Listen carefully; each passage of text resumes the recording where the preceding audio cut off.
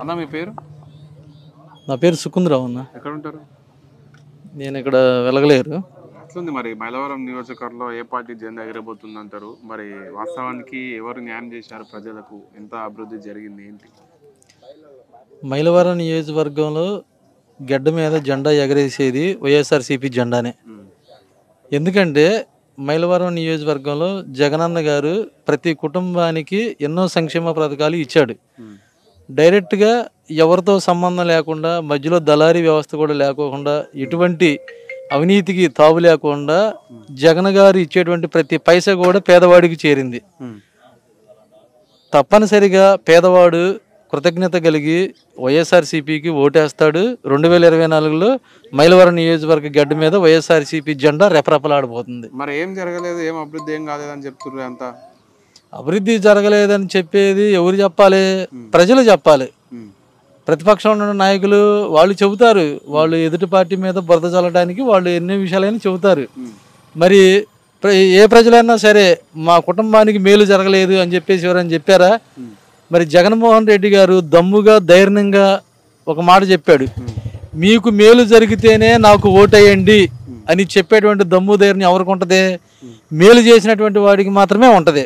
కాబట్టి జగన్మోహన్ రెడ్డి గారు ప్రతి కుటుంబానికి, ప్రతి పేదవాడికి మేలు చేశాడు కాబట్టి ఆయన దమ్ముగా ధైర్యం చెప్పగలిగాడు. తప్పనిసరిగా ప్రతి ఒక్క పేదవాడు, లబ్ధి పొందినటువంటి ప్రతి కుటుంబం కూడా వైఎస్ జగన్మోహన్ రెడ్డి గారికి ఓటేసి వైఎస్ జగన్మోహన్ రెడ్డి గారిని మళ్ళీ సీఎం చేసుకుంటారు. మైలవరం నియోజకవర్గంలో అతి సామాన్యుడైనటువంటి సర్నాల తిరుపతిరావు గారు పేదల కష్టాలు ఎరిగినటువంటి వాడు, పేదల నుంచి వచ్చినటువంటి వాడు, పేదలతో కలిసి పెరిగినటువంటి వాడు, కంపల్సరిగా పేదల పక్షాన్ని నిలబడినటువంటి వాడు. కాబట్టి పేద ప్రజలందరూ కూడా జగన్మోహన్ రెడ్డి గారిని ఆశీస్సులతో, మరి దేవుని యొక్క ఆశీస్సులతో సర్నాల తిరుపతిరావు గారిని మైలవరం నియోజకవర్గం గడ్డ మీద మొట్టమొదటిగా ఒక బడుగు బలహీన వర్గాలకు సంబంధించినటువంటి వ్యక్తిని ఎమ్మెల్యేగా చేసుకుంటారు. థ్యాంక్ యూ అన్న. ఎట్లుంది మైలవరం నియోజకవర్గంలో? టీడీపీ మళ్ళీ గెలవబోతుందంటారా? వైసీపీ అధికారంలోకి వస్తుందని చెప్తారు. వైసీపీ జెండా ఎగురుతుందా? ఏంది పరిస్థితి? టీడీపీ అయితే రాదన్న మైలవరంలో. ఎందుకు? ఎందుకంటే కేపీ గారు ఇక్కడ నుంచి అటు వెళ్ళిపోయి ఏం చేయకుండా మళ్ళీ ఇప్పుడు దాన్ని నేను చేస్తాను, నేను ఉంటాను అంటే ఎవరు వేస్తారన్న ఓటు? ఎవరు నంబర్ అంటారా? సంక్షేమ పథకాలు ఏవైతున్నాయో బీద వాళ్ళకి వస్తలేవు, సిటీలో ఉన్న వాళ్ళకి మాత్రమే వస్తున్నాయి, గ్రామాలలో ఎవరికి రావట్లేదని చంద్రబాబు నాయుడు గారు చెప్పుకొస్తారు. మరి ఎంతవరకు వాస్తవం ఇది? మీకు కానీ మీ కుటుంబ సభ్యులకి ఏమైనా వచ్చినాయి పథకాలు? అందరికీ సంక్షేమ పథకాలు అనేది ఎవరికి అందరికీ వస్తున్నాయి అన్న, రాని అనేది ఎవరికి వస్తాయి. మీకు వచ్చినాయి? నాకు అన్నీ వచ్చినాయి. నాకు అమ్మఒడి పడింది, సొంత ఇల్లు ఇచ్చింది మొన్న ఈ మధ్య. ఎక్కడ వచ్చింది ఇల్లు? ఇటు పెనమాకుల సైడ్, ఇంకా అన్నీ ఇచ్చాడు. దానికి ఎవలేదని చంద్రబాబు చెప్పుకుంటాడు, జనాలు చెప్పాలి ఇచ్చింది ఇలా ఉంది. మరి ఇప్పుడు వ్యతిరేకత చాలా ఉంది జగన్ మీద, చంద్రబాబు అధికారంలోకి వస్తాడు అని చెప్తారుగా, మరి అంత లేదంటారా? అంత లేదు జనాలు, మామూలుగా జనాలకు మొత్తం జగన్మోహన్ రెడ్డిగా ఉన్నారు. సైలెంట్ గుద్దు కాదు ఇంటారు ఫ్రాంక్ అది. అంతే అంటారా? సుమారుగా ఇప్పటి వరకు లబ్ధి పొందిన అమౌంట్లో మీకు ఎంత వచ్చింటుంది? అమౌంట్ పరంగా మొత్తం పథకాలు మొత్తం కలిపి ఎంత అమౌంట్ వచ్చింది? నాకు అమ్మఒడి మూడు సార్లు పడింది. 3 సార్లు అంటే అమ్మఒడి ఎంత? ఒకసారి 15,000 వేశారు. 15,000 అంటే 45, ఆల్మోస్ట్ 45,000. ఇంకేం వచ్చినాయి? ఇల్లు వచ్చింది. దాదాపు 6-8 లక్షలు ఉంటుంది ఈజీగా. 10 లక్షలు సుమారుగా లబ్ధి పొందారు జగన్మోహన్ రెడ్డి ప్రభుత్వం. ఇంతకుముందు చంద్రబాబు ఇట్లా చేయలేదా? చంద్రబాబు ఎవరికి చేశారండి? చేయలేదు కదా.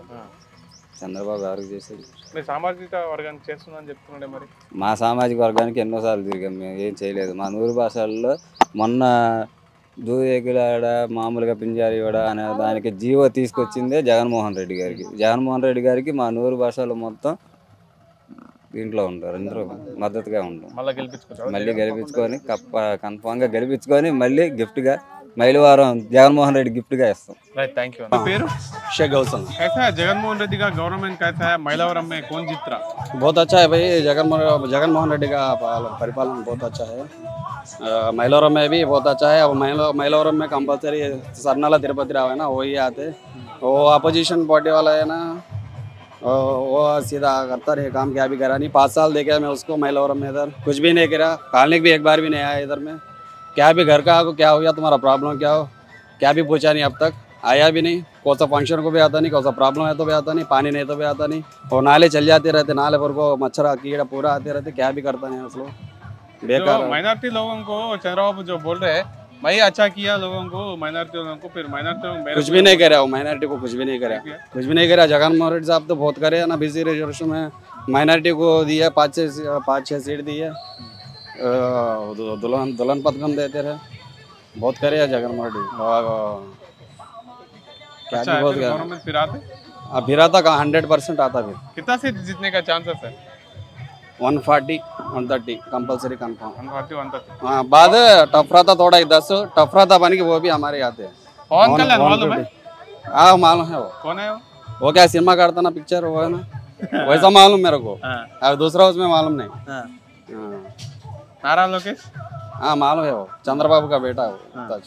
एमएलए जीत रहा, डिप्टी सीएम बन रहा बोल के ठाकुर है ना, सीएम बन रहा बोल। टाक होता लेकिन बनता नहीं वो। हाँ चांसेस नहीं है। नहीं चांसेस उसको, क्या है उसको, क्या भी आता, बात करना भी आता नहीं। स्कीम्स क्या क्या आ रहा है आपको? आ रहा कुछ भी स्कीम्स?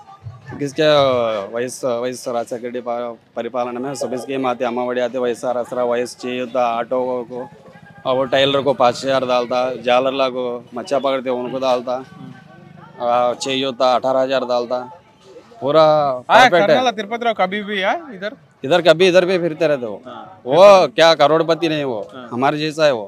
हमारे कहने कितने पैसे रहते, उनके पास भी उतने पैसे रहते, करोड़पति नहीं, मस्ती नहीं, नंबर 1 आदमी है वो, नंबर 1। బాబా ఏం పేరు మీ పేరు? నా పేరు రాఘవయ్య అండి. ఎట్లా జగన్మోహన్ రెడ్డి గారి పరిపాలన ఎలా? చాలా బాగుంది, ఏ రకంగా? చాలా బాగుంది. సంక్షేమ పథకాలు పేదలందరినీ మంచిగా చూసి మంచిగా చేయూతనిచ్చి కాపాడుతున్నాడు. అది చాలా బాగుంది. జగన్ గారి ప్రభుత్వం మళ్ళీ రావాలని చెప్పేసి మేమంతా కోరుకుంటున్నాం. ఇక్కడ మైలవరం ప్రాంతంలో ఏంది పరిస్థితి మరి? మైలవరం ప్రాంతంలో ఒక బీసీకి ఇచ్చారు, బడుగు వర్గాలకి ఇచ్చినందుకు చాలా సంతోషంగా ఉంది. అలాంటి వ్యక్తిని గెలిపించుకుంటే బడుగు వర్గాలంతా రాజకీయంలో పైకి వచ్చి అభివృద్ధి చెందుతారని నా ఆశ. ఇప్పుడు ఆయన దగ్గర ఏం పైసలు లేవు, మరి గెలుస్తారు. డబ్బు కాదండి, ప్రజల్లో చైతన్యం వచ్చి ఓటు వేసినంత డబ్బు కాదు ఇక్కడ ప్రధానం, ఓటు వేయాల. ఓటు వేస్తే ఆటోమేటిక్గా ఆయన్ని గెలిపించుకుంటాం. ఓటుకు డబ్బులు ఇవ్వాలి కదా, తప్పదు కదా. డబ్బులు ఇవ్వాల్సిన అవసరం లేదండి, డబ్బులు ఇవ్వాల్సిన అవసరం లేదు. డబ్బు కాదు ఇక్కడ సమస్య.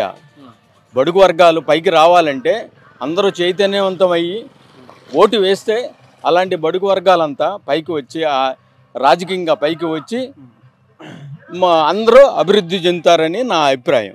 దానికి జగన్ గారు చాలా కృషి చేస్తున్నారు. ఈ 5 సంవత్సరాల మధ్య చాలా కృషి చేశారు.